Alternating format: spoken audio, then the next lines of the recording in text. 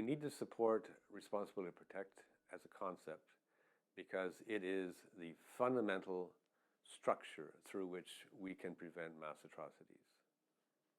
The responsibility to protect doctrine is many things, but primarily it's a program or a structure that's developed to protect civilians, citizens from mass atrocity crimes like war crimes, crimes against humanity, ethnic cleansing, and so on. If there are mass atrocities, genocide, such as happened in Rwanda, and so on, the international community has a responsibility to do what it can to alleviate the crisis, to prevent mass killings. If we see R2P as an authority directed at resolving crises, we can say that the UN has taken up the idea. Has it been implemented in the sense that crises have been blocked? In some cases, I think we can say that's the case.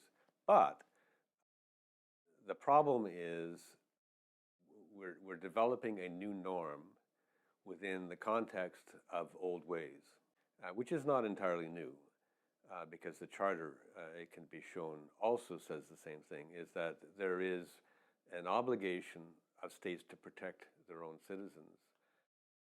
To that extent, they have free rein within their state. But if there are violations at the level of mass atrocities, then the international community is given the right through the Security Council, using Chapter 7 of the Charter, to respond, to intervene in one way or the other, either with support for the government which requires help, with help from other states with that government, or in the cases where the government in question is the cause of violations of human rights, then the international community can respond and cross borders if given permission by the Security Council to do so in a resolution. R2P as a norm is an idea. It's not a part of the UN Charter. It's not a phrase within the UN Charter. It's consistent with the UN Charter, and it's arguably only consistent if authority for promoted actions under that umbrella of R2P are given authority by the UN Security Council. R2P is concerned with protection of civilians. R2P doesn't actually care who is responsible for the crimes and the atrocities that are taking place. The idea is to stop them. So the process required is still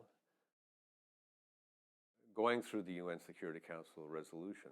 We need to get the idea from out of the hands of diplomats and strategists and bureaucracies and governance people, so that when people see an atrocity or a war crime in process, they begin to think, are there mechanisms to alleviate this?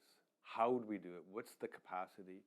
Is there a UN force capacity that's available? Is the Security Council doing its job? Is there balance in the discussion?